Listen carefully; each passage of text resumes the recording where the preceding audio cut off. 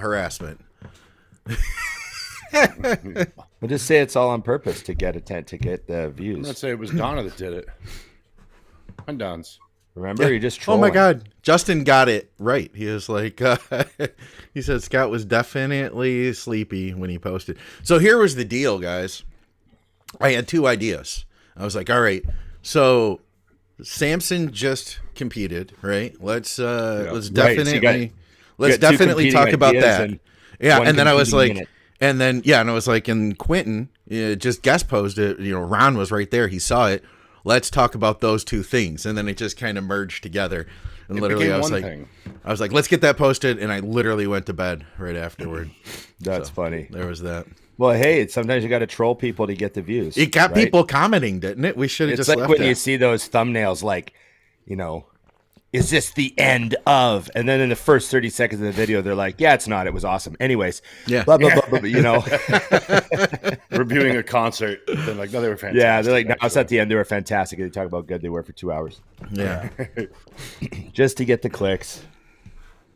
That's what you got to do. Yeah. YouTube ads. Are you guys getting YouTube ads? Tell me that during a live. Let me know if you get ads during the live, because I don't think you should. So there's that. I don't get ads at all anymore because I get premium. Yeah. If anybody would listen to Ron, they would. Let me tell you something about. I gotta talk about YouTube Premium after we go live. After we already live. On. Well, yeah, we're just waiting, right? What's our viewer total before I do the whole? Oh, well, we're 25. 29. Might not get any better than this, although there are probably some people who are waiting to see. I got to see what the hell these guys have to say about Samson guest posing. Okay. Well, the show was a guest pose for Samson, so there you go. There's that. Okay. Yeah. Okay. When we fire this up, let's do it. We got over 30 people now. Hey, everybody. Welcome to It's Just Bodybuilding. I'm Big Ron Partlow, and of course, Dusty Hanshaw with Donna on his lap so far, and the producer, Scott McNally. Remember to like, share, subscribe, comment, and ring the bell. Oh, Donna with the bell. God damn. She did a good job, too. She got a deeper voice than I expect. Yeah. Good job. Dusty eventually pawns most of his jobs off on women. It's a thing. Yeah. She was born into that. It's not her fault, but here she is. Yeah. So that's okay. And they gleefully do it. They just love it. Okay. Remember, IamMutant.com. Go to IamMutant. Get your all-in. Get your isosurgeon. Everyone should get on the gear. New codes. Ron20. Actually, just Ron. Just Big Ron. I edited the code the wrong way. See that? What I did there, Dusty? Yeah, you did there. Our codes have changed. There's no number anymore. Oh, really? It's just Big Ron and Dusty. Okay. And the reason they're doing that is because it's not going to be 20% anymore. It's going to kind of flux. It's going to be 15%, but now they can use the code on an already on sale item, which they couldn't do before. Oh, I like You know what I mean? Like you couldn't stack codes before. I like that. It was like, so if it was like a Black Friday sale, the codes wouldn't work because they were already 20% off, and you can't do 20% off on a Black Friday sale. Yeah. Now you can. It's already whatever crazy percent off. So it's 15% now, but you can stack the code on a deal. Yeah. So it actually gives them more value during those kind of specials and stuff. They'll be able to get more for their buck. Don't ask me to go back and edit 300 episodes, though. Well, No. Big Ron so 20 show it forever. So now the codes are just Big Ron and Dusty. Special announcement. Okay. That's so weird. That. They told me that I had just reached a point in my career where, like Prince, I could just be Dusty. Right, that's how they sold it to you. Yeah. I was like, okay, because the longer thing wasn't going to work for me. So they were like, shortening it. I think it's time. You've been around long enough. Later, I'm just going to be a symbol. So that's it. That's good. That's good. We're getting there. Okay, so thanks to everybody for that, and remember the Think Big Patreon, obviously. Yes. Thank you. Okay. What are we talking about? Well, I want to give just a quick shout out. Brandon says first time here on YouTube Live rather than Apple Podcast. You guys are awesome. Thank you very much. Oh, fantastic. So this is his first time seeing our faces move with sound. You might not like it. Definitely bring Donna back up here to cover him. I'm Sorry about that. I'm going to need dogs, boys. Impress these guys. Get it done. Can I take a minute and just launch into something? Yes. Yeah. We had a fantastic weekend. We had our big Van City Showdown double show that we promote every year with our friends at Influential Sports up here. And the West Coast Iron Van City Showdown. I'm not gonna, I know it's a regional show in Canada here, Western Canada. Level 1 show sends everybody to nationals, and nationals happens to be next weekend. So it's a great qualifier because a lot of people, they want to go to nationals. They got to requalify for nationals. So we get some good guys that come to get that requalification or whatever they got to do. You know how it works. Yep. Great show. Went off fantastic. Everyone was awesome. We're very proud of the show. Probably our most successful show that we've ever run. And I got to brag. I had a good weekend. Nice. I had 7 clients. One guy was in Ontario. I don't know if you guys follow Taylor Paquette. Yeah. He's a freak. You follow Big Taylor, hey, don't you, Dusty? Yes, I do. And I'm just going to send Scott a picture. I got to send Scott a picture because I want him to put this picture up. This is how live we are. We're not even prepared. So We're not prepared when it's not live. Yeah. So I just got to send this one out. I got to send a shout out to Taylor. I sent you a picture, Scott. You can throw him up. So I was in a different time zone. Obviously, he's out in Ontario. So Taylor took the overall out at the Incredible Legends. looking. He looks good. Yeah, he went and smashed that. So he's off to nationals as a super heavy. And then at our show, I had 6 competitors, and I wound up getting 7 more class wins and 2 more overalls. So I had 3 overalls this weekend. Hell yeah. It's a good weekend. Yeah, it was a good weekend. And here, I'll send you a shot of Morgan. That pump. I think you guys both follow that pump. Oh, yeah. He also took, if we're going to mention overalls, he also took the heavyweight and the overall at our show. So he's off to nationals as a heavyweight. And he'll also be doing the 35 plus. So he's got a real good shot at having a good weekend. So Scott can throw that one up. Is that the second picture you sent me here? Yeah. That's that pump. So he came in looking great. 220, 5'6" and a bit, weighing about 216. I think he weighed in. Nice. Dude, the cover up was awesome this time. Yeah. So he has a full leg tat on the left leg. Yep. You can see the one leg's a little darker. But, we did it to test it out. And Paul Lozon was head judge, and Paul said, do it for nationals. Because he was skeptical. Sometimes he says he doesn't like the cover-ups, right? Yeah, kind of, it blurs definition sometimes. Yeah, he said, if you're going to try it at this show. Morgan didn't cover his pec. He left his pec. He left his shoulder. He left his arm. Yeah. But the other leg he covered. And it really, really came out good. So Paul said, go ahead and do it for next week at nationals. Nice. Yeah. And we'll see how it goes. Anyways, it was real proud of everybody. I'm really proud of everybody. I helped some guys from the gym.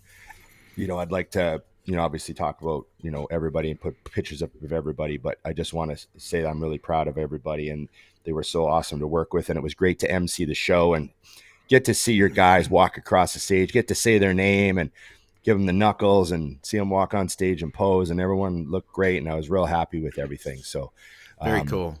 Yeah, very happy. And I'm off to nationals next week with 4 guys. And, how about this one here? How about this shout out here? There's a year of progress. Yeah, so this is my training partner, Braden. So he thickened up his back, got his hammies and calves bigger, and he's a couple pounds over his cap right now, 5 days out. He's got to be 224 to weigh in. I think he was like 225 this morning or something like that. I can't remember. Okay. But the condition has landed. He says this was 2 weeks out, these pictures. And the comparison was September 19th, 2023, he was 217. And September 20th of 2024, he was 223. Do you think those 3 days played a lot of that weight? Probably. Yeah. Not an exact year, cheater. Yeah. So what I love is he looks harder, even though he was already sliced. Added muscle when you're that hard just looks even harder. Sure does. I wish more people could understand that. Like, he's nasty in both, but the added muscle and the 1 more year of training and all that, it shows drastically in the muscles that were already nuts. Yeah, I sent a picture to Chris, and I sent him his 1 week out photo, which was just the other day. I sent it to Chris, and he goes, he looks like he's about to OD on diuretics. And that was a huge compliment to Braden. He was just like, send me that screenshot. I want that screenshot. Yeah. Right. That's on the wall in his gym now. Yeah. So, yeah, just real excited. You know, when you look like that a week out, you sleep pretty good. Yeah. Oh yeah. Sleep pretty good. You know, you're not too worried about sleeping terrible, but yeah. Yeah. Feel like death, but no. Not really, but yes. Yeah, so no, just real happy with everything. It was good. And we had my business partner, the co-owner of West Coast Iron, Stephen Didashak, guest pose with Quentin Beastwood. We brought Quentin out. And Quentin, or is it Samson? I can't remember. Which one was it? Yeah. Man, Quentin's big, dude. Like, I think he weighs 315 right now, I think is what he told me. Mm-hmm. And he said he's just eating whatever. Yeah. He was huge. And like pretty tidy. Like the waist was small. Yeah. The shoulder width is just insane. Like, he's just a massive, massive guy. You know? I don't run into a lot of guys that have a bigger frame than I did. Because I was like a really big framed bodybuilder. You know what I mean? 6'1", super wide in the shoulders. And then I see Quentin and I'm like, man, that guy's like, he's like humongous. So he takes up a lot of space, man, when he poses. And he looked really good. Yeah. And, you know, we were real happy to see him looking like that. And yeah, it was just a great show. Hey, Ron, you do not look like you're 56 years old. Yeah, not at all. I mean, you're not, but you don't look like you are either. That's fantastic. The real report is with us from Norway. He says, did you guys hear that Mike from the Trend Twins tore his pec? He says, do you have anything to say on the Trend Twin Mike's pec tear? That sucks, man. I don't wish a pec tear on anybody. I hope he recovers as fast as possible. I know those guys train real heavy and they do stuff for the views and they do stuff for the clicks. And I'm not sure how he tore it, if he was just working out or if they were filming something and it was maybe a little risky or whatever. But hey, you know, I wish him the fastest recovery. Yeah. What about you, Dusty? 50. Yeah, he's just 50. not quite there yet. Not quite there yet. Yeah, close. Yeah. I'll be 49 this month. Yes. I told people on an episode of Drugs and Stuff, because Dave commented, he said, you know, you're not as old. You don't look as old as you are. He said, I was surprised, you know, when you told me your age. And I jokingly said, I was like, yeah, not bad for 57, right? And in the comments, there was like 20 people that were like, holy crap, Scott, I didn't realize you were 57. All of these people. I was like, I was being sarcastic, guys. But yeah, then it's kind of become a running thing. So Ron, you're 56 with me now. Yeah, that's okay. I can handle it. So now I want to turn the tide. Obviously, I want to talk about, you know, everyone that we know and stuff. But Dusty had no power for like, what the what's going on down there? Yeah, my weekend was not as fun as yours. Yeah, no, not at all. But it was an adventure. Dusty had like Mad Max going on down there. Yeah. Yeah, no, it was wild. I mean, obviously everyone knows hurricane rolled through. No, everyone doesn't know. That's the thing. Yeah, good point. They should know, but the media doesn't cover it very well. But really, literally from what I'm hearing from the governors and things here, hurricanes don't usually make their way on up to North Carolina, aka we are South Carolina, and cause this much damage. Usually there'll be a weather change, some alterations, obviously, wind, rain, all that. But where I'm at, so I have a whole patio set outside, chair, love seat, sofa, 2 heaters. And during the night, I heard it coming. And the storm is just whipping outside. So I was like, all right, I'm going to head downstairs and take a peek. All of it is all over my yard, like across the place. So I'm thinking, oh, man, by the way, my attack dogs are sound asleep, Yeah, not yeah. a care in the world. So they're Didn't not move. they didn't aren't even bothered get by storms then, huh? storms, fireworks. They don't give a It's funny though, because I sent a thing to Duke, and I said Nova's not afraid at all of storms. She goes, she was lit on fire. You think a storm is going to affect her? Yeah. Yeah, It's no like valid kidding. point. But so no, it was wild. So we were out of power for almost 5 days straight here, like as in my house, but because they're putting it on. But I have friends that are still out right now. But the thing that bothered me most about the whole thing was we had trees falling on houses all over the place. I mean, the roads, the phone lines, the power lines, all that's knocked out all over the place. And what we have is nothing compared to North Carolina, where they're literally businesses swept away by water. Yeah. So it was an insane weekend. But I will say, and this sounds really cheesy, but it's accurate. When my power came back on, I was immediately grateful that we lost it for a little while, just to like realize how much you don't think about how amazing power is. And I have gas, so I could still cook, those kinds of things. And a lot of people, obviously, if you have electric, you can't. Yeah. So I had every advantage and still found out how much electricity matters. Yeah. You know? So how many days was your fridge and your freezer not working? Almost 5. Yeah. So we threw away everything in the fridge. The freezers, fortunately, I had a bunch of meat in the outside freezer, and we just planned ahead. So every day I would just grab out one thing or two things real quick, close the door, and then put it on the counter. And so that worked all the way up until the end. Fortunately, my other property, someone I know lives in it, so their power came on a day before ours.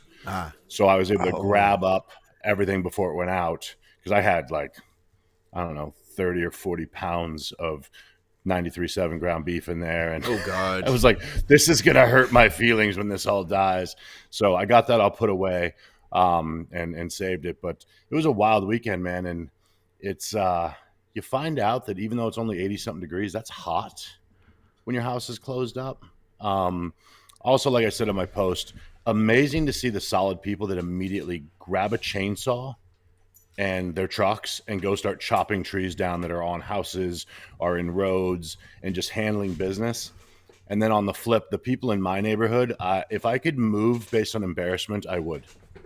What do you mean? Because, well, we have like a Facebook group, and obviously everyone still has a semblance of their network. It was hard with so many people on it, so it wasn't moving very quickly, but everyone had a Facebook group they could talk on. And you would swear us losing our power was a huge issue. Knowing full well that people have trees on their houses, people have died, people in, like I said, up in Asheville and stuff have lost everything they've ever owned. And we're down here whining that our power's at, and it's uncomfortable. It baffled my mind. It was like, I already knew I wasn't a people person, but you guys really solidified it here, because you're like, I mean, all we talked about all weekend was like, our house is fine. It didn't leak. There was no issues. The kids are safe. The dogs are good. You know what I mean? And all you got to do is drive out of my neighborhood and take a turn in any direction if you want to see people who lost a ton. So wild. But what happened is I've been to your place. Is your place a little bit higher ground? Like it just sort of didn't get hammered as bad? Or because I know you showed me a picture of the road to the gym and it was just an ocean.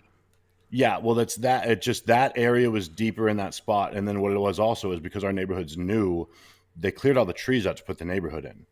So there's no tall trees close enough to fall and hit my house. Okay. But they are by the road to block the road. And some of these other houses are surrounded by them. Right. The older houses I looked at buying a house trees that was surrounded by trees that was just beautiful. And that house is smushed now. So yeah, pretty wild. But I did hear that my homeowner's insurance might cover up to $500 in those groceries. So for anybody who doesn't know that, check with your homeowner's association, your homeowner's insurance, because it might actually be covered. Because I'm at the grocery store. We did like a warm up run just because grocery stores are also out of food. I sent you guys those pictures. Yeah, it was crazy. But my little warm up trip was. You should post that video of the Walmart, Scott, just to like people seeing that. Yeah, like that was like just. I showed it to Emily, and like you tell people like, oh, there's nothing at the store, but then you see it, and you're like, oh, that's a movie. Yeah, Yeah, That's a movie where people are shooting each other for food. Oh yeah, we had fights at gas stations over gas that we're not having a shortage of, but because people are such idiots and immediately start hoarding. Down where my friend Chris and Jenna Fail live, they had a shooting at a gas station Oh God. over fuel, which we have plenty. It's all full. We didn't even See, get if you gas. lived I'm like, I don't in need gas. if you lived in like St. Louis, that would just be normal. Yeah. Yeah, that's just Tuesday. That's totally different. But down here, not a thing. Bum, bum, bum, bum, bum. Scott's got it. Yeah, so There we this go. is Dusty's Walmart. Yeah, I mean, you see that and you're like, oh, fuck. Yeah, literally Gross. no food. Little F-bomb. So obviously they had some stuff in the aisles, that, the non-perishables, but that went quick as well. And now they're starting to rebuild. Thankfully, Harris Teeter was pretty well stocked yesterday when we went back in. So, but yeah, That's that's wild. it. Yeah. It was a wild weekend, and hope that anybody who happens to look around, there's a lot of places collecting non-perishables and stuff to send up to the areas that need them. So if you get a chance, in fact, Carolina Iron is doing a thing this week. If you bring in some non-perishables, you can train for free. So I think that's a great option. People are just trying to help. And there were a lot of people, I don't want to sound overly negative, that were realize how fortunate we are. You know what I mean? So that was cool to see those. And I try not to let the others overshadow, but since they're my neighbors and stuff. Okay. Well, we're glad that you're okay, and the whole crew's fine, and you got power again. That's why we didn't record Monday. The reason we're doing this live is because Dusty didn't have power Monday, and Scott and I just didn't feel right with that. We just thought, you know what? No Dusty, no show. That's what we said. We Couldn't do did it. that last time when he was in a coma. I'm always doing this stuff to get attention. There's just like, it's always going to be this big ordeal about me. It's pretty obvious what's happening here. Oh man. Hey, Okay. I had something else I wanted to show you guys. I'm going to bring this one up here too. Check this out. Over at RX, I grabbed this post here. Here we go. Here's Samson's guest posing. Yep. Yeah, exactly. It was also a show, but yeah. Look at that shape, man. Yeah, he looks awesome. I mean, I saw some people saying, "Oh, he doesn't quite look as hard as he needs to be." Yada yada yada. But I'm like, man, this is like backstage lighting and in a hallway, and like he's not. And then also too, he's still through. Is it 3 weeks at this point? Yeah, 2 weeks. It says just under 2. 2 weeks, Yeah. It's under 2. So we'll see what happens. I mean, yeah, he doesn't need to get any leaner or anything. So Yeah, dry up a little bit. yeah, that's it. That's it. I just wish I could someday have been good enough to look like that and have people tell me what wasn't good. Yeah. All right. I can say this. I can say this about Samson's appearance. It looks like he improved his back. Yep. Yeah. And that was like one of the main things, like he's got, that stance from the front is just like the classic Mr. Olympia. It really is. Like when you think of the perfect front relaxed and you see Samson, you're like, damn, that's like what I'm thinking of. Uh-huh. Yeah. That front double bicep is crazy too. Yeah. And then it was the back shots is where, Derek and Hottie kind of like, Yeah. So we'll see what happens this year. He added some size to Thick his from the back. side. Definitely brought it up. Yeah. Glutes are striated, they're in.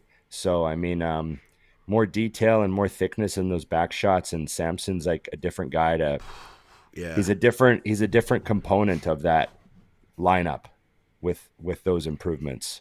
Yep. So I'm really excited to see, what he looks like at the O. Yeah, that's it's wild. really nuts. That is wild. Him It'll and be his cool to wife see. doing the work. Yeah.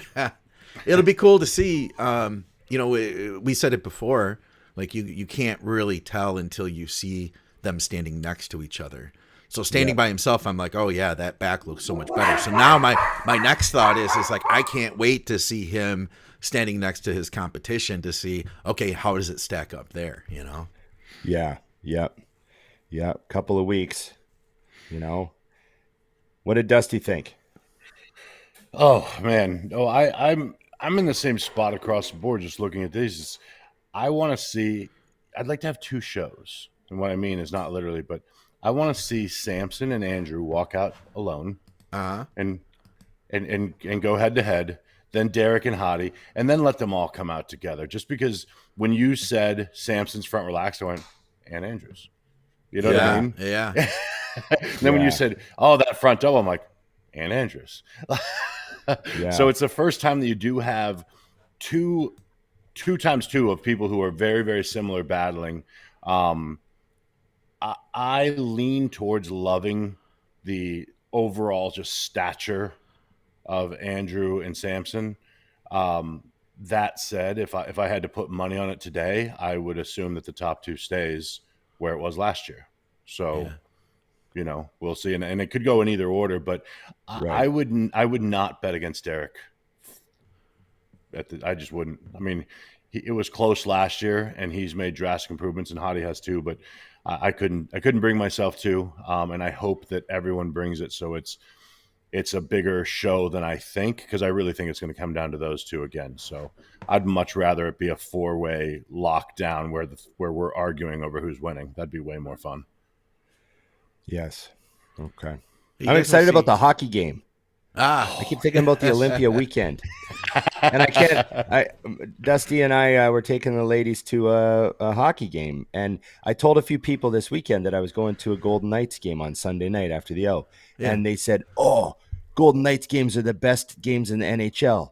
They do a Vegas production of a game. There's no other game like it. You're going to have a blast." No kidding. And so now I'm like all revved up. And isn't it like the day before your birthday? Something like that. I don't know. Something like that. Something like that. I believe it's the day or 2 days before Ron's birthday. So I don't know what day is Olympia. I don't even know. Look at this guy. He literally doesn't know. Do you want me to find out from Emily what day your birthday is, or you want me? My birthday is Monday the 14th. See, 14th. Okay. Which is also Canadian Thanksgiving. Oh, it is, isn't it? Wait, happens to be. Do you lose Canadian Thanksgiving? That's like your favorite thing in the entire world. I know. I'm missing the Thanksgiving dinner at my aunt's house because we're not going to be around. Wow. I'm dodging Canadian Thanksgiving by going to the States. Those who don't know how important that day is to Ron don't realize why I'm so blown away that he didn't just leave. Sorry, guys. Can't make the Olympia this time. No, I thought because we didn't have to stay for Sunday. It wasn't a must. We could have flown home, like Mutant offered, and obviously we have an event, but we didn't have to. Ron must really like us. Speaking of which, I've had people asking me what GNC that's going to be at. So we need to get the details on that for people, and we'll let them know next week. We've got some people that are going to be in town, and they're like, hey, I want to come by. Got even a couple people that were like, hey, I'm going to the expo, but I want to come over to the GNC too. So we'll have to get the information for them. Okay. Notice I didn't ask you, Ron. I didn't say what's the information. Yeah, I just do what I'm told. Yeah, I just said we got to get that information. Yeah, I know we're going. The to real a GNC. report says he will bet against Derek all day.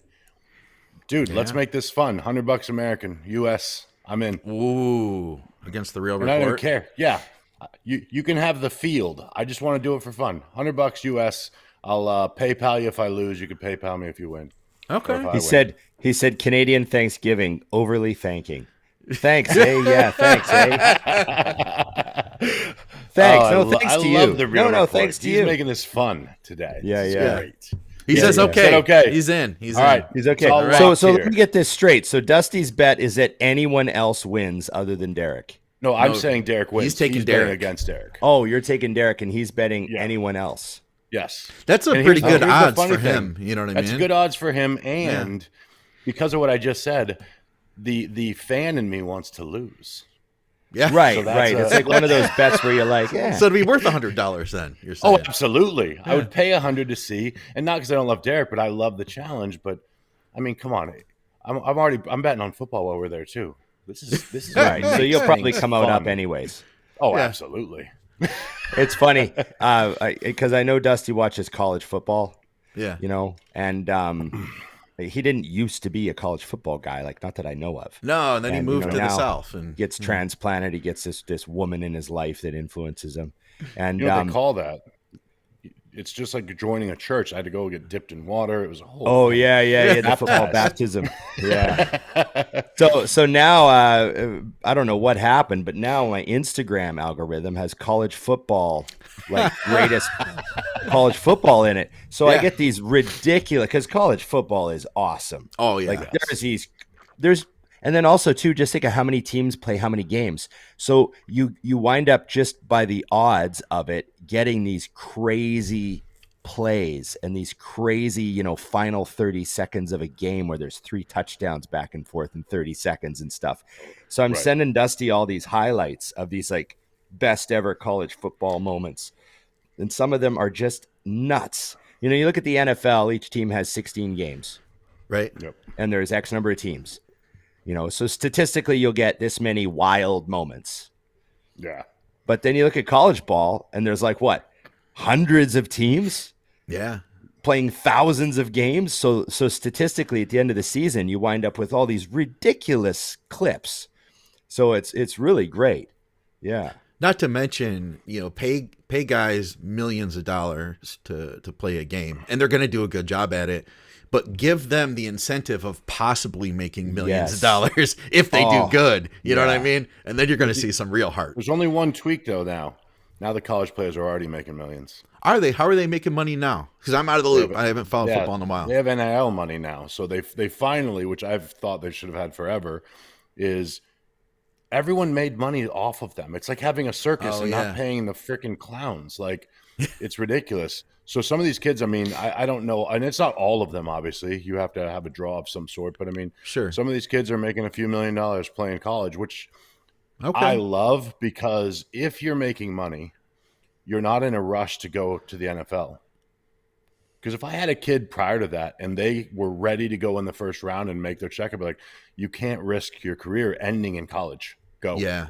Yeah. And that's not necessarily a good move, because you might not actually be ready yet. You know what I'm saying? So I love the idea that they stay, they play.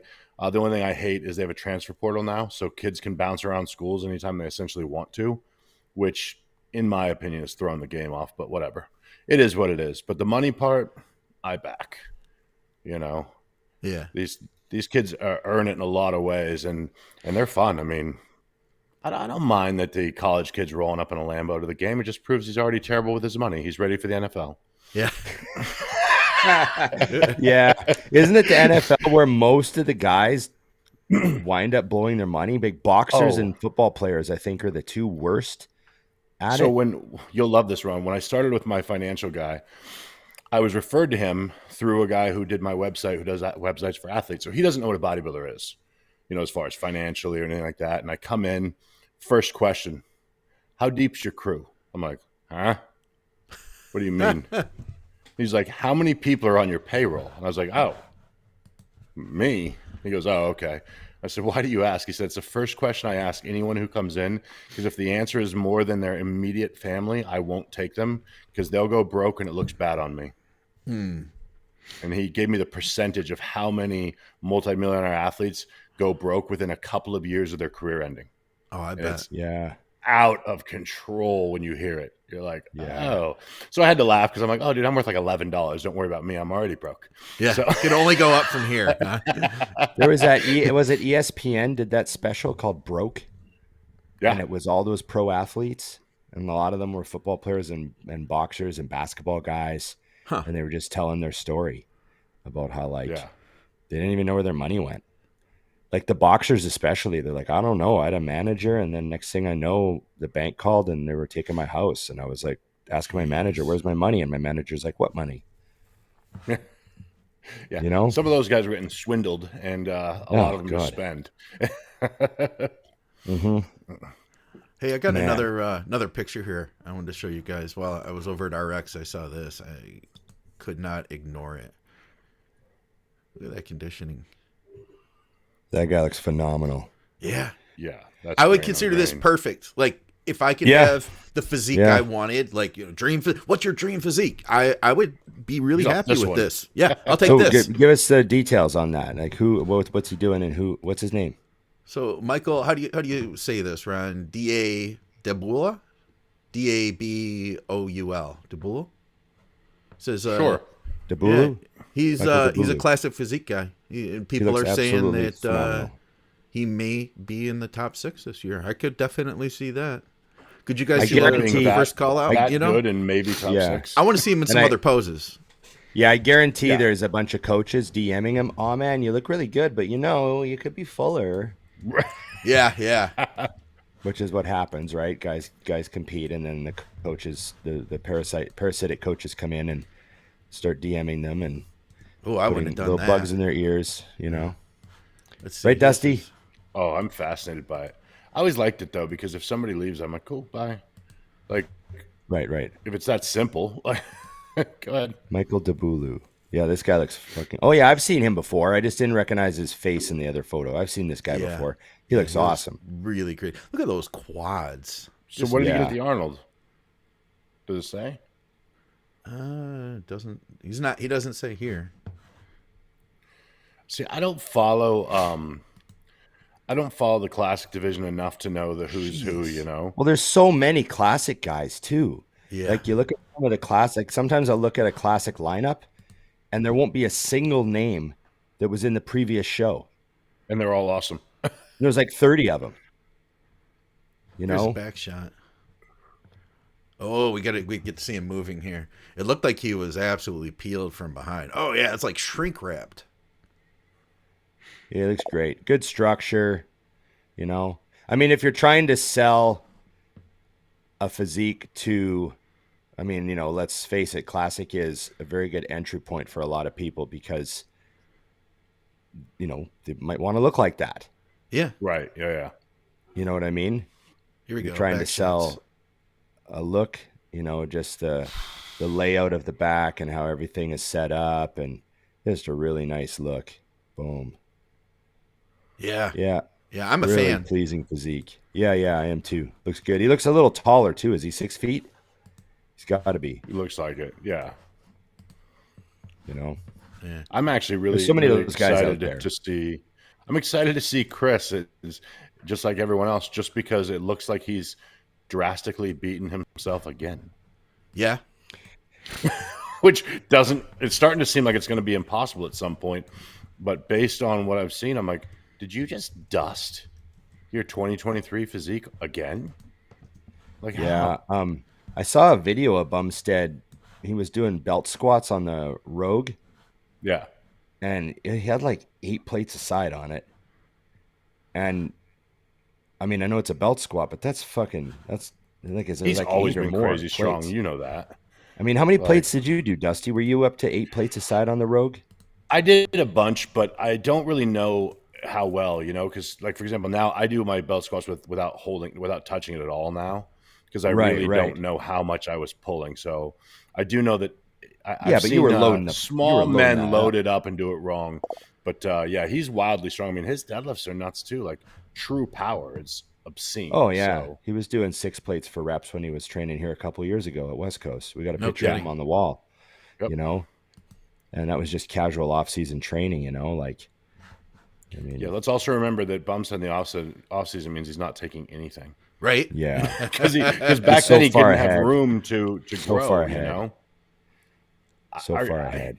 I don't know if you guys have seen it, but I think we had a question about it that I find really interesting is one of the fans said that he, and this is their words, not mine, I don't know, but that he barely made weight when he was with Ian. Oh yeah, I remember And that. now he is drastically bigger and making weight, and they're wondering how it's possible. I think there was one 10-pound increase that was tossed in there, but it That'll does do look it. like he's put on more than 10 pounds. So it's pretty wild. I mean, I would love to know from him how hard it is for him to make weight, because he looks massive now.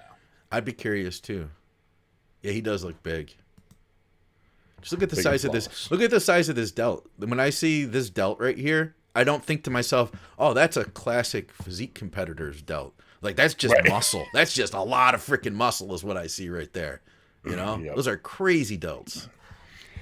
I like how Bumstead's just like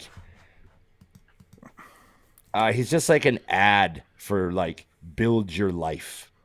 What Right? do you mean? What do you mean? Well, it's like I'm gonna put a '69 Camaro SS inside my gym. Oh yeah. And Yeah. then I'm gonna just like have a bikini Olympia wife, Yeah. and I'm just gonna spit out a genetically modified, beautiful baby, Exactly. and I'm just gonna be Mr. Olympia 6 times, and oh yeah, I'm gonna own part of $1 billion company. Yeah. Maybe do an Well, energy drink. let's also dust in there that no one has anything bad to say about you. Yeah. And it's Yeah, and not, I'm Like gonna that do he's a it great while human being, basically making no enemies. but it's also not because he's not opinionated. That's the other thing is I hate when somebody says that because I've talked to him enough. Like he's got strong stances on things, so it's not because he's not afraid to, or he's afraid to shake any trees or anything, or he just you can't not like him. So yeah, I don't suggest Great anyone point. follows his path because you will wind up falling way short and be very disappointed. The best way for you to disappoint yourself is to try to be like him. Yes. Yeah. Shoot lower. Yeah. You can follow someone else. Me, Ron, Scott. I mean, one of us is a great. You can You have surpass a it. good point there, though. You have a good point there, though. I think that with some people fall into the trap with Instagram and with how things work with clickbaiting and trying to build your following through saying stuff, and we see people manage to do it. They think that you have to, like they have to make some enemies in order to build something. Right. And trust me, you will, but you don't have to try. Yeah.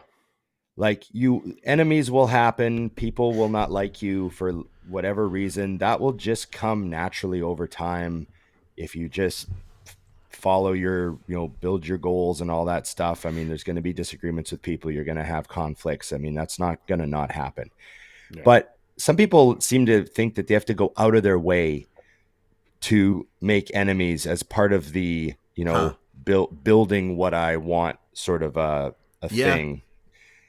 And I think, maybe that's partially because of like really, certain badass movie quotes or certain influencers telling their own story, and it just gets to people. They think, that's a badass, I got to step on some people to get up where I need to be. But Chris is proof that you don't need to do that. You know what I mean? I don't ever remember any incident of him doing anything like that. It was always built on being positive. And, I'm sure he's got people that don't like him. He's done business with a lot of people. There's going to be someone who's unhappy, Sure. Yep. But it's not like it's part of the business plan, So yeah, that's just my little take on him. Yes. Agreed. Yes. Always. Absolutely. What do you say? I haven't been ask looking our for people? questions. If there are any questions in the side, Yeah, I was gonna say, what do you say we ask our people, guys? If you had we had a couple, I can pull those up. But hey, if you guys have any questions you want to throw up, we'd be happy to take some. We're gonna try to keep this one tight today. What about this one? He says, is it true that you stop growing if you're constantly blasting high dosages of testosterone without coming off in years? Old school bodybuilders swear by coming off completely, for example. Oh, I have an answer to this. Well, I know that I did read a few studies. I'm not going to quote studies because that's not my wheelhouse, but I know there used to be the idea that you downgraded your receptors, but then that was proven to not be true. Don't you actually upgrade your receptors over time? You get more of them. Yeah. You get more receptors. So I think that people just stagnate because they stagnate for other reasons. It's not just because they've been on test for X number of months straight. They're just, the body's stagnated for other reasons. But maybe that was, there's some stuff that old school guys did that worked, but it didn't work because of why they thought it worked. It worked for other reasons. Like they're taking a break. So they would also, back off a bit on the loads and back off a bit with the training and then they'd come again and they'd get another surge in growth and they would think, oh, it's because I went off and came back on. But there's more to it than that. It's not so simple, but there's a lot of things that old school guys did that worked because, not necessarily because they understood exactly what was happening. Yeah. I don't know. Scott, you're the science podcast guy with all your other shows. Yeah, What's your take on that? I wouldn't call myself science though. I feel like it's still real world application. You know what I mean? Yeah. But I mean, you're the one that has to, listen to Scott your other Stevenson and co-hosts. stuff. Yeah, listen to Scott Stevenson drone on about stuff. Here'd be my thought is I think that early on in a cycle you're going to gain a lot, right? Like a lot of the fluid retention, all the additional glycogen you get just shoved into the muscle and all that. So yeah, you're going to see some really dramatic changes at the beginning, more so than say 25 weeks in. But I think people just lose their steam 25 weeks in. And by that point, if you've been like powering through food for 25 weeks, your insulin sensitivity probably isn't as good. You're probably starting to get burnt out. You're probably getting a little bit complacent. Yeah, you're still stronger than you were before you went on the cycle, but you're not as driven as you were. So I think that maybe coming off and taking a break gives you a chance to kind of regroup, maybe come up with a few new ideas, maybe clean up your digestion a little bit, you know what I mean? Get that insulin sensitivity back and then come back in and hit it harder. I don't see there being any reason why not to. Nothing's a straight line either. You know what I mean? Yeah. It's not like every week I gain a pound from now till infinity. It's like we make progress and then we hit stalling points, and the body only wants to grow as fast as it's going to grow, and it's going to be individual for everyone too. Yeah, and we see more and more sort of, I don't want to use the word evidence, but more and more reason to believe that the better your blood work is, the better you're going to grow. Yeah. And when you're on for a really long period of time, you start to get something out of whack. They think that, I've talked to a lot of guys that think that, the appetite shutting down is, obviously has to do with several things, but one of them is like liver efficiency too. Sure. And so there's lots of factors. You want your body to be primed and working properly and everything, tip top shape for you to grow the best. So, that's another reason why coming off, or, guys go down to cruise now is what they always do, right? They go down to, cruise plus or whatever they do, TRT sports plus, plus, triple plus. Yeah. Just 500 primo and 500 test. Just TRT plus. Yeah. Yeah. You nailed the only thing I was going to add, which is that the internal side decides the external. It's really simple. If you want to, and it shocks me that people don't want the answers right away. I have all my clients, as soon as they come off, that is when they take their blood work. I don't want to wait and see what happens as it eventually cleans up a little. Where are we really? And then let's clean it up. Get you back where you need to be, and you're going to see those changes. I think that has a lot to it. And obviously what Scott said, you're not going into the gym ready to tear it up 28 weeks deep into a cycle. If you're still blasting that hard in the gym, then I'm going to argue you were never blasting hard in the first place. Yeah. Because, you should need some sort of a break unless you're 18 to 22, and you don't need breaks. I got one for Dusty. 22. If is it possible for somebody to do hard, heavy, progressive overload 3 days on, 1 day off? Possible, yes. It really depends on the breakdown of their schedule, right? If you're let's say like push pull legs, off, repeat. Can you do that and be progressive, for an off season, or is that going to be? I think you're going to hit a wall faster would be the answer. And again, that's a blanket statement, but I really think back to exactly what we were just saying. If you're training that hard, you should need a day. The schedule that I'm on right now, I hit everything twice within 8 days, but I also don't train more than 2 days in a row. Yeah. So it needs that gap. You have to have that. And if you're training really hard, I just had this conversation with a client. He was like, he was almost apologizing because, I got to be honest, I look forward to the break days, but not because I love the training. I'm like, no, if you don't look forward to your off days, you're not training hard enough. The days when I was in my peak, the days that I would need to stay home, I might want to go to the gym because I would love to go in my brain, but my body didn't want nothing to do with that. Like, Yeah. you know, I mean, I've had times where I've woken up and it was supposed to be the second training day. I'm like, not today. I've been joking for a while now that like this weekend is Braden's show, my training partner's show, right? Right. Yeah. And I've been joking for a while that after his show, I need like a week or two where I'm not Right. going to touch a weight. Okay. Because like, just, you know, I mean, I've been training with him the whole time, you know, and then even then I've been not training with him on Saturdays. It's his hamstring and glute day. It's like his second leg day. And I'm like, I don't need a second leg day. I've got like a hip injury and like I don't need to get bigger. So I've been using it as like a kind of a rehab day, and I do a bunch of sprint cardio and I do some hamstrings sometimes and some calves and stuff. But it's like, you know, even with that extra day where I'm not training with him, I'm still like, this has been a long prep for me. You know what I mean? Oh yeah. So yes, I joke that I need a week off. I'm not even the one competing. So I actually, as luck would have it, I hurt my calf a few weeks ago, and it was locked up, and I didn't have my old PT to just clean it out in a day. So because that was hurt, I was walking wrong, and my right leg started to have a problem. Oh. So I was like, I have to take a cruise. So I make the decision that Wednesday is my last training day. I'm taking a cruise for the weekend and maybe into the beginning of this week. And then we lost all the power and everything. So I was like, oh, okay, it's fine. I was like, Perfect timing. Yeah. Perfect. And then everybody's like, oh, the gym's closed. I was like, oh, it is? I didn't know. I wasn't going anyhow. Yeah, that's funny.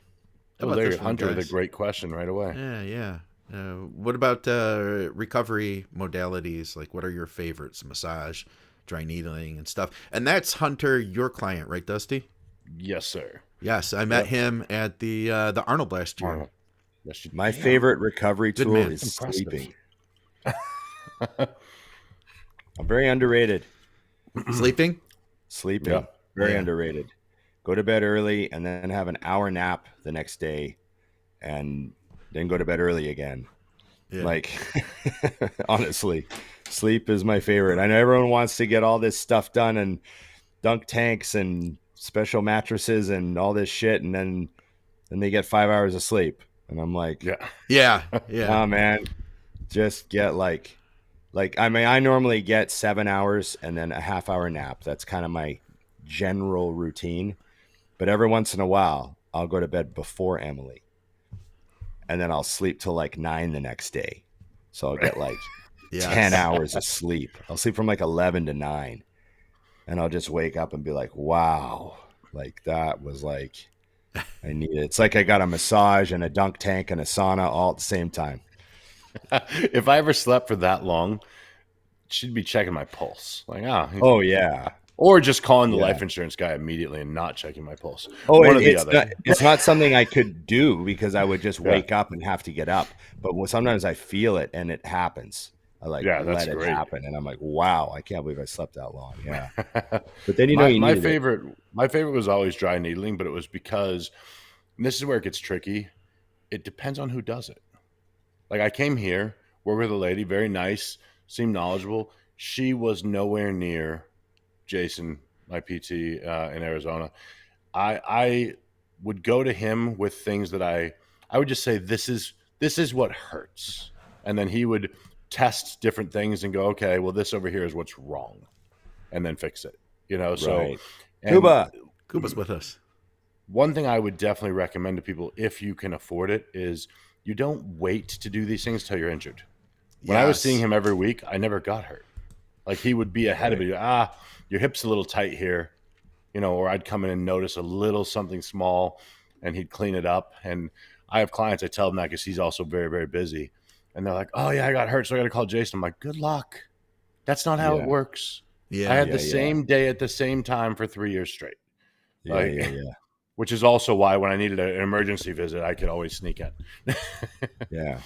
You know, but I'm glad Kuba's watching. By far. Yeah. He's got, man, those gyms over there, those Ultraflex gyms, they're just gorgeous. They are. We're recording tomorrow. Kuba and I are knocking out a show. I didn't ask him yet, Yeah, but I'll ask him now. Kuba, can we talk about upper lower split on the podcast tomorrow? Because that's what everybody's doing now, thanks to Jordan. Everybody I know. Have you guys had anybody approach you guys to be like, hey, I want to do an upper lower? Of course. I've had a couple guys ask me, what do you think of upper lower? Yeah. And I'm like, well, I mean, it's all relative to the amount of volume you want to push and the frequency you want to do. Yes. You know? So, you know, what's Jordan doing for upper lower? Like, how many working sets on his upper day is he doing? Like, is he doing one row exercise and then a press and then a shoulder and then, like, is that how it's working? Yes. Yeah, he says, let's do it. That'd be good. We'll get some good insight. Scott, pull up the second photo I just sent you while we have him trapped here. Yeah. Just like to show you how crappy he's looking currently. Oh, how terrible Kuba's looking right now? On his week 8 of off season here. Oh yeah. This is off season for those who are keeping score. Oh yeah, that's just terrible. Yeah. Well, it's training 255.2 pounds. Nice. Yeah. Like that.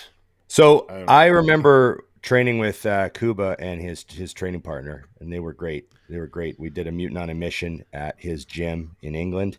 Yeah. And I train really strict, and I was like, oh, they're even stricter than me. Yeah. Like they're like extraordinarily deliberate with the reps. And then I was also taken a bit by how like precisely like they were very, very specific about, oh no, we're just doing one forced rep on one working set for chest. Okay. So we're going to failure. We're going to like the rep where you fail. Yeah. But then there's going to be one set where we do a forced rep. Just one. Like they were very, very specific and tracking their recovery. And I was like, these guys are really tuned in. Because, you know, I definitely don't. I mean, maybe I would if I was doing it now. But, you know, I come from the era where we didn't have that patience. We were like more kamikaze.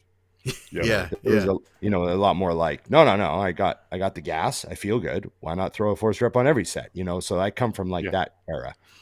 But they're, you know, very, very careful about what they're doing. And then I'm sure there's phases where they up it, you know, phases where there's maybe a drop set thrown in or a rest pause or something. But the week I trained with them, they were on a one forced rep per body part week. And you can track that. You know, that's completely trackable you can track that way. it. Yeah, completely trackable, right? And completely like plannable and just, you know, schedule that out and all that stuff. So I was impressed with his level of detail that he took to the workout, you know, very specific. I think the only thing that I dislike across the board, and not them, but all of us, is when I was a kid and starting out, what I thought failure wasn't failure. And I trained really, really hard. Right. And that's the only part that I wish there was a way to just cross over, is if you were to watch his methodical training, it's never stopping early. You know, like what you said, if it's right to failure, it really is failure. But a lot of times, and I've been there, I mean, where you're like, I'm failing, and you're telling yourself you're failing. And then the next rep you fail. You know, it's like when I used to train with Cormier, he would never tell me how many reps we were doing. Yeah. And what he was teaching me was the fact that if you say 12, right around 10, I'm going to start getting tired. If it's heavy, you know what I mean? If it's reasonably close. So he would just say 2 more, 3 more. And then I would get almost there and he'd realize, oh no, there's more left. And he'd go 3 more again. And I just learned I had to ignore his bullshit numbers because he was lying to me all the time, which irritated me. I thought he couldn't count, and just keep pushing.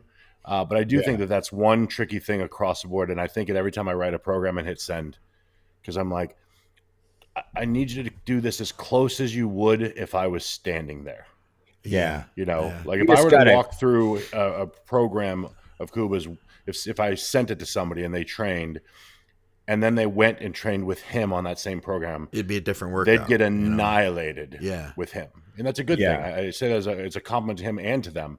You want that in your career. You want to have the opportunity to train with someone who shows you what training is, and I hope you have your brain attached that day, because it only takes one workout to now have that for the rest of your life. Yeah. Because you go, oh, I never trained before. Now I know how. Yeah. Yeah. No, it was great. Yeah. I had a great time with Kuba at Ultraflex. Hey, I wanted to add something to Hunter's question on favorite recovery modalities. One thing that I think I wasn't great with, and I know that a lot of people are absolutely terrible with it, is the fact that being able to go and get like FST, ART work done, that had been game changing for me, but also being able to do my own stretching. Like I don't need to go to somebody just to stretch. And if I can work on things myself, I'll be in a lot better position if I do go get work done. So for instance, like one of the things I had dealt with a lot, and it still will bother me sometimes, is tight pecs. And I see that with a lot of people. Your pecs start getting really tight. Then you end up with tennis elbow, or you end up with like bicep issues in the shoulder. And you're trying to work on like tennis elbow recovery when really it's a postural thing, you know? Yep. And if I could just get in there, maybe like I've got a Theragun, so I'll work all those fibers. I'll get under to pec minor. You know what I mean? You got to reach up, like pick the pec up and dig under it. And then you'll get to that pec minor. Work on that. You can do those things yourself. And if you just spend 5 minutes, every other day doing that kind of thing, it may save you from having to end up being crippled. And then because here's the other thing is that not all of us can always afford to go in too, man. Yep. Like my ART person or FST person, she charged it was like $110. And now it's like, 5-7 years later, it's like $200 a session, and she's worth it, but I can't get in there all the time, So do the things you can't do yourself is my point. And we've got really good, we got a really good plan through the gym. And I can't remember what the total for massage is, but it's like quite high. And I was like, look at all the massage we get. I got to start, I got to use all this, right? So I start booking like massages every 2 weeks. And then I got the notification that I'd used it all up, and I was like, oh, ouch. Yeah. I still got like months left. I got to start paying for them. I was like, damn. And then I really noticed it. I was like, oh, geez. Yeah. You got that plan that's covering a certain amount. I'm like, okay, well, maybe I should switch from massage to like, what else is on here? And you find something else. You're like, oh, acupuncture's on here. I never had acupuncture, but there's this much covered. So maybe I'll start getting that just to get, because it's covered. Right. Yeah. So you just like switch it out for something, So. Yeah. Hey, Mike's with us. I'll throw this one to you guys too. He messaged me on DM and he said, hey, people have said that my obliques are too thick. They're taking away from my physique. He said, should I train my obliques harder? Will that help them? What do you guys have to say to that? Vacuums. Transverse abdominal training. Yeah. Yeah. And it doesn't have to be like the traditional, like practicing vacuums, like posing wise. It can just be like, if you're on your hands and knees and you do vacuums, pulling it up to your spine, you could be doing it while you're stretching. You could do your vacuum, and then you could do like the back arch and stretch out, and you could be doing the vacuum. You could do it as part of like your stretching routine too. I had a lower back injury a long time ago, and I had an athlete coach friend of mine that was like, I think you have a core issue. So he told me to stop wearing my belt for a while and to do a bunch of these like kind of exercises while I was stretching. And my lower back problem completely vanished. And I was like, I was wearing my belt too much. And I started just wearing it on like key things, you know what I mean? And then I never had that problem again, but I was doing my vacuums like that. Another thing too is practicing your ab thigh. I still see a lot of guys where they do their ab thigh and they flex their abs, but their obliques don't contract. Yeah. So their obliques wind up kind of sticking out. Okay. And they need to learn how to contract everything in the core. So the obliques go boom and contract in and pull in. And it's like an extra bit of effort to just contract them and get them to flatten out on the side instead of sort of bulging a little bit. I know that I used to criticize Rolly all the time for his ab shot because it looked like his obliques weren't flexing. They were kind of like bulging out a little on his ab thigh, and it always bothered me. And then you see the guys where everything just goes flat and tight and goes right into their pelvis. And that's like that's like an oblique control thing. And some people, you just got to flex extra hard for everything to finally kind of cinch in. So I'm not sure if maybe that's part of his problem, is when he does his ab thigh or something, they kind of stick out, but it's a waist control thing to a degree. Kuba says planks. Yep. Planks. Yeah. I got to start working on those. I realized that I'm terrible with them. And I literally last night I was just practicing them. Victoria was saying it's because of my breathing. She was like, you don't breathe through your back enough. So I realized there's some stuff I got to work on with that. But I went to go get in a plank, and instantly I felt like major weakness. Like, oh shit! Last time I did this, it was 5 years ago. It was a lot easier. So now I'm on the plank road now. I have to say, I had a session yesterday of bike sprints on the fan bike. Ooh. You got the fan bike, and I've been doing those. I've been trying to do them twice a week. And it's a longevity play for me. It's not anything to do cosmetic or anything. I'm just trying to make sure that I'm, cardio health and heart health and all that sort of stuff.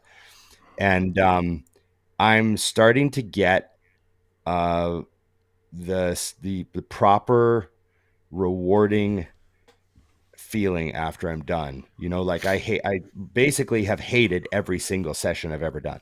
Right? Of course. Yeah. And now it's starting to be like I get off the bike and I feel like a bit of a badass because I'm pushing, 700 watts for 30 seconds 5 times, and I'm keeping this 700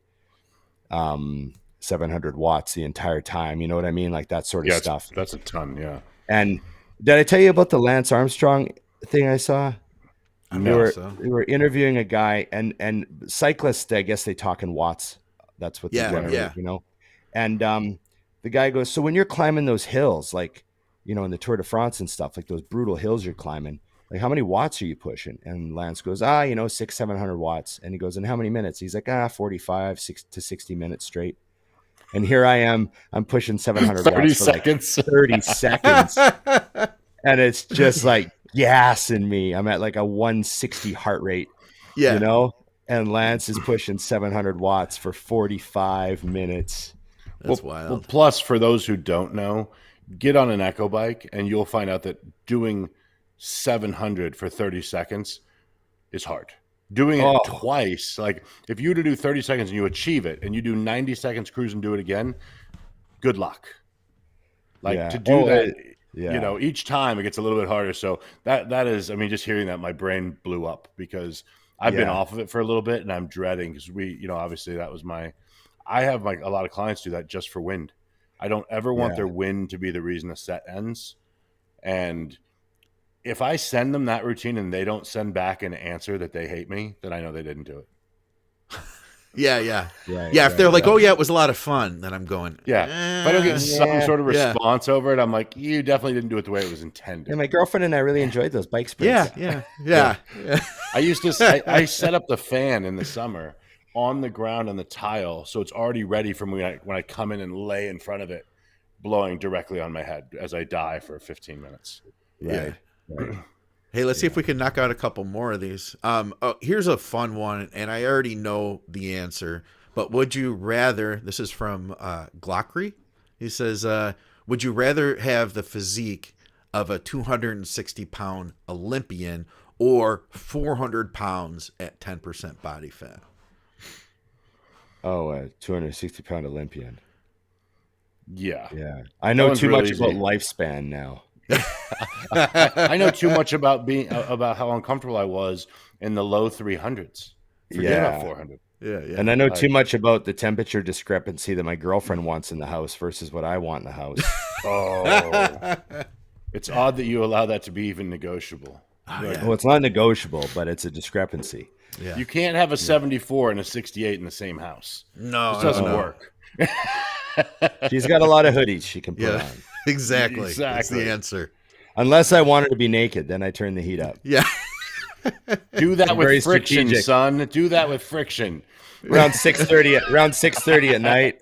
I get home from the gym around 6:30. I'll crank the heat. Pop it up a couple degrees. Yeah, pop it up. Takes a cold shower and then comes out. Get it up 75. Get her naked. Yeah. How about this one from David? He says, can you discuss the importance of time between sets, such as being consistent, getting ready for the next set, etc.? I find this gives me more intense training. Real quick, David has been a client of mine for like 20 years. What's up, David? Oh, wow. Hey, David. And he's won every show he's ever done. You're kidding. Well, his last name's and Carrera. peeled out of his Sounds head. like a sports car. Yeah, it sounds like Eduardo almost. Yeah. So no, but yeah. So he's a machine. Had to throw that out there real quick. So toss your answers there, guys. He should be telling us then, I think. You know? Yeah. Well, I think he's won more shows than I have if I was going to get a count. there was a period of time where I pushed, after I retired, there was a period of time where I pushed my rest periods a little shorter, just like almost as a challenge. Yeah. I was trying to fit more sets in and like push. It was just playing with things, and it definitely was like interesting. I definitely noticed that I had better recovery between sets, and people would comment. They'd be like, "Oh, you train fast." But you know, there's plenty of research that shows that if you're trying to get bigger, you actually want like to be recovered between your sets enough that you make sure you don't shortchange your next set. You know, like, and I was always kind of careful. I didn't do that. You know, I wouldn't push that. But, you know, like I'll take 3-4 minutes on leg day between big sets. You know, 2 minutes is very common. And I watch the clock more ever since we opened West Coast. I watch the clock way more than I did when I was actually competing, because we never used to have a clock that I would watch. But now we have that big digital clock on the wall, and I just can't help but kind of like, it's been about 2 minutes and I'm about to do a set. I guess I naturally have about a 2-minute timer. So you want to be strong on your sets. You know, you don't want such a short rest period that you're shortchanging yourself on what you can do. And I don't mind a bit of a longer rest on big body parts for big lifts. Like if I was still deadlifting and stuff, I'd be taking minutes and minutes between sets. So, and now that I'm doing the bike sprints and stuff, I don't really give a shit, you know? Like, I don't know. Just the only thing you want to make sure of is, and we've talked about this, I want to say a week or so ago, if somehow someone gets you with where we are in our careers now, and someone comes over and talks to me and my rest gets a little too long, because I'm back to logbooking, I write that down. Because I want to make sure I know the next time I come to this exercise, like I didn't move a dumbbell or whatever for 5 minutes. And that's longer than usual. So, you know what I mean? And on a second thing, I think every gym should have one of those big digital clocks. I ask for it everywhere I go, because I literally would get done with a set. And Ron knows this about me. I take both straps off, and I would look up, and I just say 11:26. You know, meaning 11 minutes and 26 seconds. So in my head, I'm like, okay, cool. At 13:26, I need to be sitting back down. Huh. And that helps me to have like an idea. Or if it's a bigger body part, I'll look up and I'll say, I want to see where I'm at in, 3 minutes. Am I ready to go? Or do I need a minute? It's not a must necessarily, but definitely keeping an eye. I find this is a challenge with a lot of the women that I help is they have this misconception that they have to keep their heart rate up while they're training. It's like, they're like, well, I'm trying to get lean, so like, I really want to keep my heart rate up. And I'm like, your workout has nothing to do with your cardio. Like, don't focus on having killer sets. For our purposes, you know. Like I want your next set of squats to be like awesome. I want you to be strong. I want you to have power. I want you to, smoke the logbook on your next set. Obviously, you want to standardize things best you can. But this whole like, change the weight, get right back under the bar. Change the weight, get right back under the bar. They just wind up training with hardly any weight. Yeah. And that's why they don't put on any muscle. And cardio is for cardio. Like, you do that later. Like, you're already doing cardio. What are you worried about it while you're training for? Nobody with a lot of muscle ever did that. Yeah. So that's one of the things, and I don't know why women tend to have that in their head all the time, like keeping your heart rate up. Like, they're looking at their Apple Watch. Oh, my heart rate's dropping. I got to do another set. Like, it's like, you just did a set 30 seconds ago. Like, this isn't it doesn't matter. Yeah. It's completely irrelevant. It has nothing to do with your workout. Yeah. That's what I try to tell people. Yeah. I've been cross training lately. And this is not bodybuilding. It's not something I would tell people to do, but it's something different, and I enjoy it because for me, getting my cardio up is one of the key things I'm trying to do. So my training's not heavy, right? But I'll get warmed up. First, I'll do the bike, or excuse me, I'll do the treadmill for 15 minutes, and then I leave the treadmill running because it's my gym, right? And I go over and I do a set. And then I'm getting back over and I get back on the treadmill and I'll walk on it for 2 minutes. And then I'll go back over and I'll do a set and then I'll get back on the treadmill. It's not fast, but it's something different. It's something I never would have done when trying to grow, as much muscle as possible was my key thing. But I feel like just intuitively, I'm like, for where I'm at in my life right now, this is a really good thing for me. Like, for my health, you know what I mean? Yeah, and that's different. You're not hopping on a bike and doing sprints between. Yeah, sets. I'm not trying to get on get on stage or anything like that either right now. No, and another thing too is I know lots of guys over the years, like even old school guys, that would say when it came to showtime, they would walk around the gym between sets. Like, everyone's counting steps now and they got their Apple Watch. Yeah. I know old school guys from the 80s and 90s that they didn't have an Apple Watch and they weren't counting steps, but the concept was in their head. They're like, I don't sit down between sets when I'm prepping. I walk around. That's an old school. I like that. We've had questions like, what's an old school thing guys used to do? Yeah. Oh no, when you're prepping, you don't sit down between sets. Walk around. Keep moving. The whole hour and a half you're in the gym, just nonstop. Just keep moving. It's like, oh, you're step counting without counting. Right. Like at the end of your prep, you've done 300,000 more steps. Yeah. Right. What's funny about that, and it's kind of a weak segue, but just something. So last week, I saw a kid at the gym. He's a good kid. He trains hard, but between every set, I see him get on his phone. And one day I just came over. I said, "What are you always on your phone for?" He goes, "Oh, I watch. I just scroll Instagram, but I'm looking at like bodybuilders. It gets me going." And I said, "It actually doesn't. It distracts you." Right. I was like, I know, I understand what you're thinking, and I definitely get it. I said, but I'm going to challenge you to not do that. Set your phone up, put your music on, put it on Do Not Disturb, and train. And I went in after the first day it opened up again, and he walked over to me the other day and he said his entire workouts are different now. Good. He had no idea that he was distracting himself. And it's funny because I see it all the time, but I remind myself that not everyone is in the gym for the same thing. So it's not my business. When I look around the gym and see everyone pick up their phones between sets, who cares? But I knew what he wanted. So I was like, I'm going to make this comment and see what he does. If he doesn't do it, it's fine. And he was stunned. He just couldn't believe it because he was active. He thought he was trying to be more motivated. He wasn't trying to slack off. He was like, I'm going to watch Jordan deadlift. Right. And then I'm going to do my rows and it's going to fire me up. And he had no idea he was clicking his training brain off and then clicking his watching brain on and then trying to come back. And I bring that up because when those guys were also walking around the gym, all they were thinking about was the show and their next set. Man, we used to pace.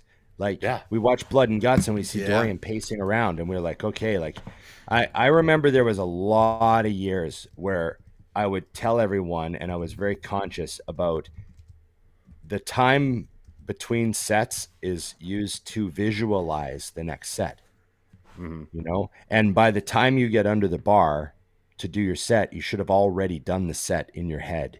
Yep. And it should have already happened. And now you're just bringing it to fruition. That's what we used to, that was a mentality.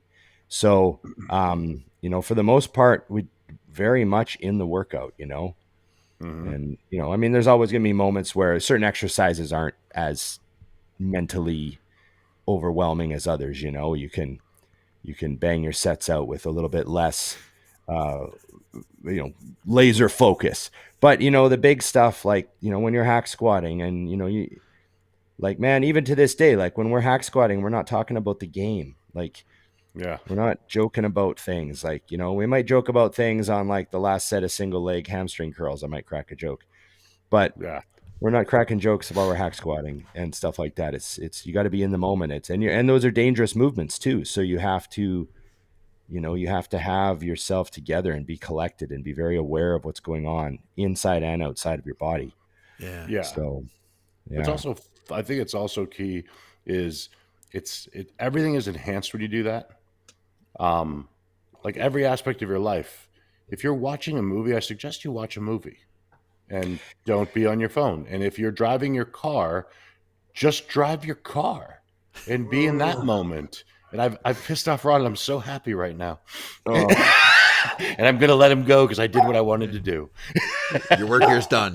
I'm going to go. Oh, yeah. I am a very difficult person to watch movies with I'm assuming for a lot of people, because I want them to shut up. I do not want them to say a single word, and I want to stare at the screen for 2 hours straight. I want to see every single thing that's in that movie. I want to hear every word by every character. I don't want you to distract me or offer me a cookie or make a joke about a guy or say, hey, what movie was that guy in? We just saw a movie with that guy in it. Wow. I don't want any. You don't Any. even want. You said you don't even want somebody to offer you a cookie, Ron? If he wants a cookie, he'll get it himself. No, I'm watching a movie. I'm watching a movie. Hey babe, I'm getting up. Do you want a soda?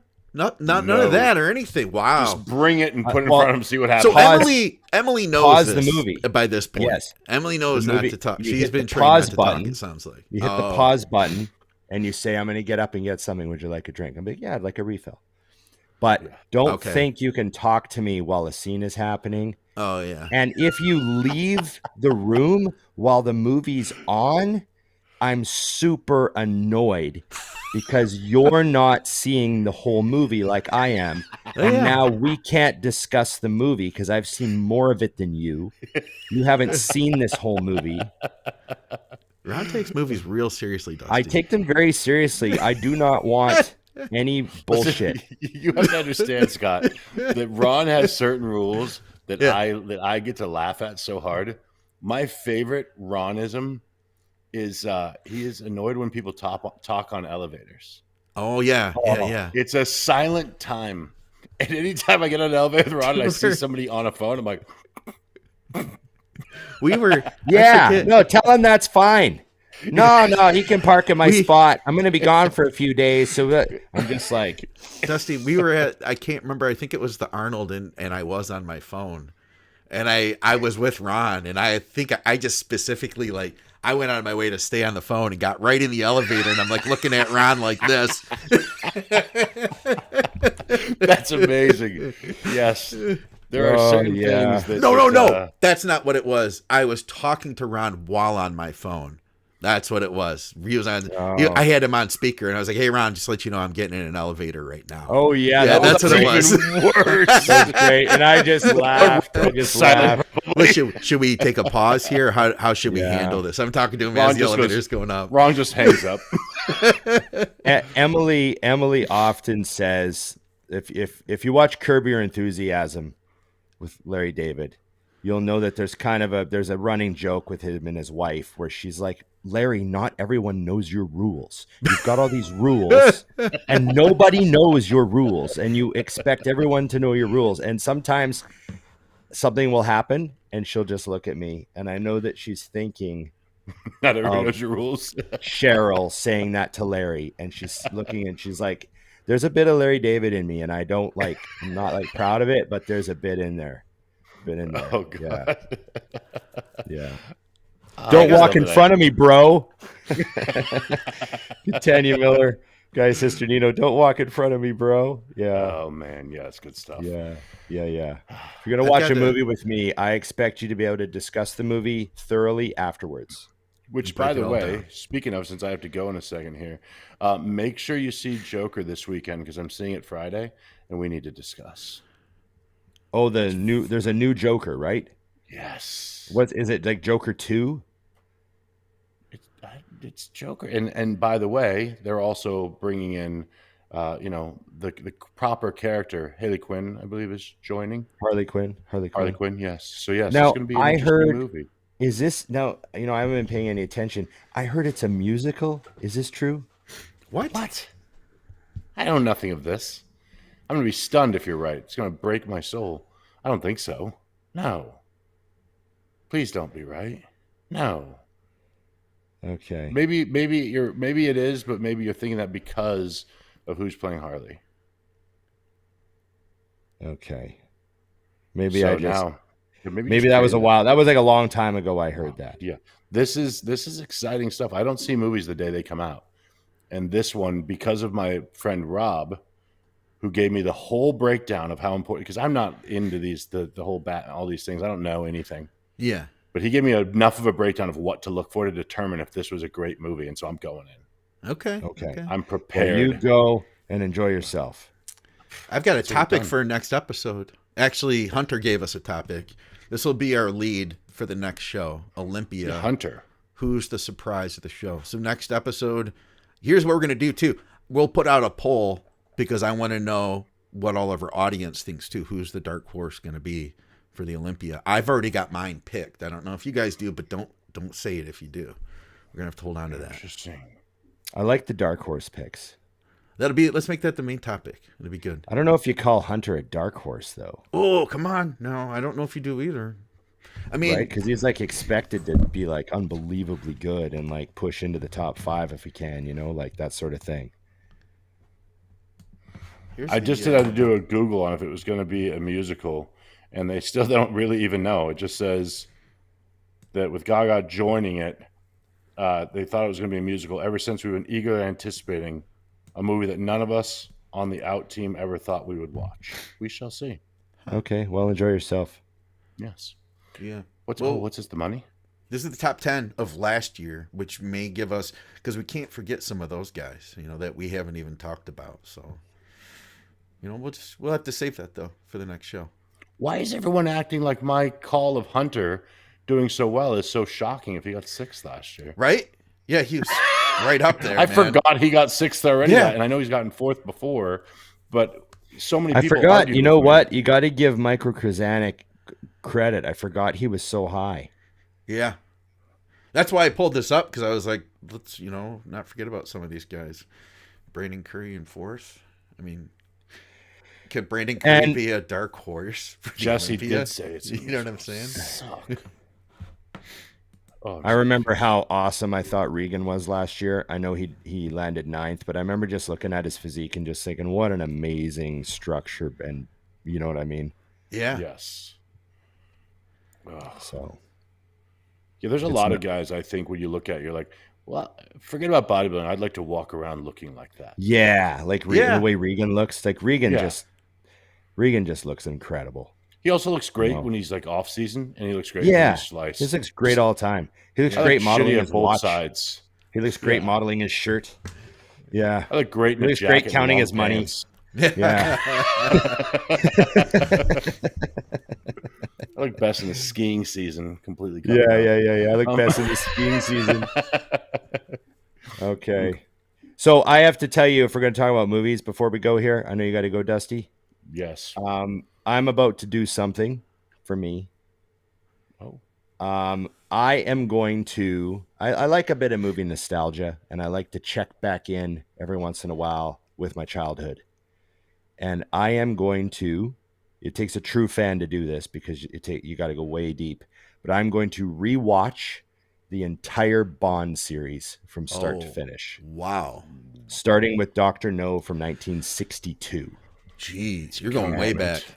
Yeah, so I've seen all of them. I mean, when I was a little kid, I was renting them in proper order. I would read the years on the back, and I would make sure I started with the right one, and then I would find the next one, and I would rent that one. I remember doing that when I was a kid. I saw Goldfinger when I was like 10 years old. So then I went to the video store, and I was like, okay, which one's first? Okay, Dr. No's first, and then From Russia with Love, and then Goldfinger, which I've seen, and then Thunderball, and I watched them all in proper order. And some of them in my lifetime I've seen over and over and over, and some of them I've only seen once. So there's a bunch where I just saw them once, and then there's a bunch where, they're on TV all the time, and I've seen them a bunch of times. But I'm going to start from the beginning and watch them all in order from start to finish. So it's going to be my little movie adventure coming up soon, and I'm excited for it. And I appreciate all the qualities of it, even the older movies. I know older movies are hard to watch because the special effects aren't as good and all that stuff. But I like the nostalgia of like, wow, this was like the first time anyone had ever seen a girl in a bikini come out of the water like that. Like this scene was iconic back in the day. And then this was the first time that this was ever done in cinema. And I've read so much about all the movies and what they did. And So I'm really in for it. So if anybody out there happens to be a Bond fan, hit me up, and you know, who's your favorite Bond? I still lean towards Connery because you know that was great. my first Bond, and Roger Moore was the good original. too, though. I like Roger Moore. Yeah, you know, Pierce Brosnan was a great Bond. He was just given kind of the cheesier, more over the top, like early 2000s Bond movies. You know, he had GoldenEye and Tomorrow Never Dies and those movies, and few of them are great, but a couple of Pierce's movies, the scripts were a little rough. But I'm going to rewatch them all. Yes, but Pierce was a great Bond. Yeah. I have to throw this out because you just said at 10 years old, you watched your first Bond and then went back to the beginning and watched them. And to answer Justin Shire's question, Ron, have you been this big of a pain in the ass your entire life? The answer is obviously yes, even though we're not talking about what he was saying. You just see that the way he chose to handle life at 10 is exactly how he would choose to handle it now. So, Justin, I have your answer. Yes. Yeah. I still remember. I was like, oh, wow. I still remember what happened. Just been gone. Like, right. I still remember what happened. I watched Goldfinger, and at the very end of Goldfinger, it says, "Stay tuned for Bond's next adventure, Thunderball." So in my head, I'm like, oh, there's a series of these because I was just young, right? So then I went to the video store and I find the James Bond section. I'm like, oh, now I got it. Okay, this has to be arranged in my head. I can't just randomly watch these. I have to this have to be in order. I have to chronologically do this. Yeah. He hated mayo back then, Justin. Yeah, didn't like mayo. Back no then. mayo. Okay. Thanks, guys. Are we wrapping it? Yes, Dusty has a life to live. Dusty has to catch up on life after 6 days of darkness. Thanks to everyone that joined us on the live. We really appreciate it. It was a lot of fun. I know it was short notice and we didn't really get a lot. Like we just put up our, stories like this morning that we were doing it and stuff. So really appreciate everybody who jumped in on that. Remember to like, share, subscribe, comment, and ring the bell. Yes. And remember, IamMutant.com, Big Ron and Dusty are the new codes. You don't need the number. It's just Big Ron or Dusty. And we appreciate you using your code. And remember, think big, Patreon, keep the producer homed. So go to I Am Mutant, get your Ice Surge, get your All In, and everyone should get on the gear. Okay, guys. Until next time, remember, it's just bodybuilding.